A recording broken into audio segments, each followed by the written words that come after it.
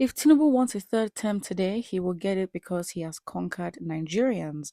Henry Shield, popular Nigerian human rights activist and ex-director of strategy (PDP), Henry Shield, recently went live on air to talk about the current situation of the country. In his words, he says if President Asiwaju Ahmed Bola Tinubu wants a third term today, he will get it because who is going to oppose him? Ordinary protests, how many people came out?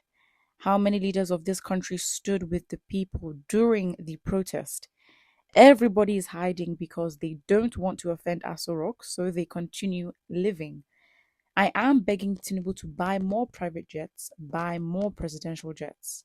I want him to show Nigerians that they are the most unserious set of people because which other country will your citizens find it difficult to feed two times in a day and you are wasting $150 million to buy a presidential jet? He spent millions of naira to buy a Cadillac, and not that there are no vehicles in Asorok, he is spending 21 billion naira to build houses for or a house for his vice president. He is also buying a 5 billion naira yacht, and it is only in Nigeria because the people consider themselves conquered. The opposition is dead, opposition is compromised, opposition is scared. Until we have an opposition that can look the government in the face and tell the government enough is enough, Tinubu should carry on because I don't see any other country that can take half of what we have taken in the last year. Well, this news was obviously shared through the video, and it has stirred massive reactions from the general public. Very interesting.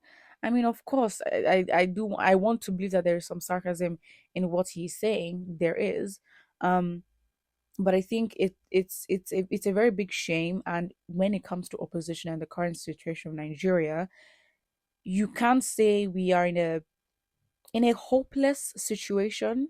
And I think maybe deep down Nigerians already know that. That's why Nigerians work as hard as they can, and the whole Japa situation is as rampant because you know what, deep down I think we know that if this country truly was to change, it is likely that we don't see it even in the next 100 years.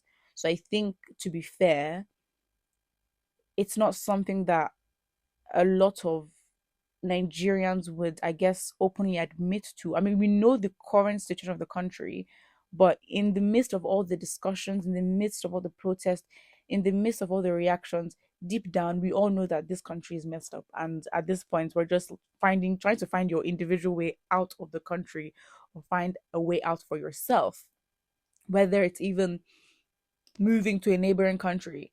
And for the fact that the change that we want, corruption in itself has grown to be consistent and is so embedded in the current system. It's like you try to fix this one situation here, but on the other hand, imagine with the corruption and spending on private jets.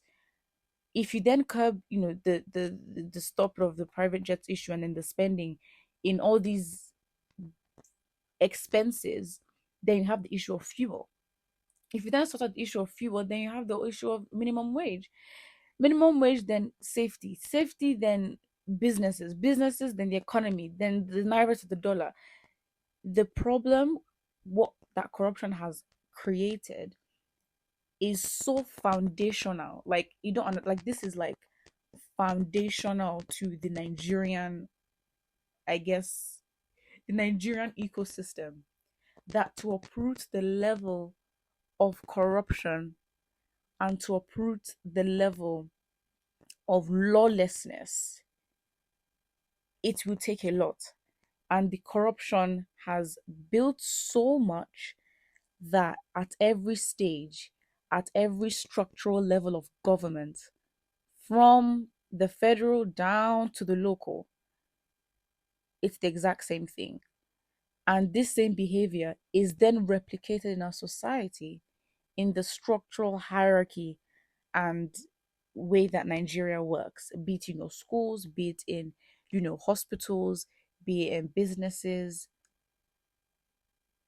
It's crazy. So at the end of the day, when you talk about opposition, it is a very dirty game because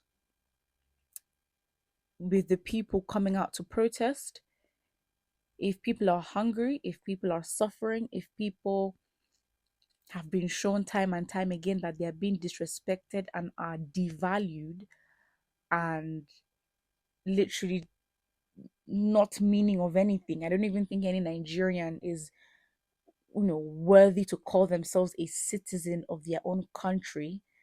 This is barest minimum.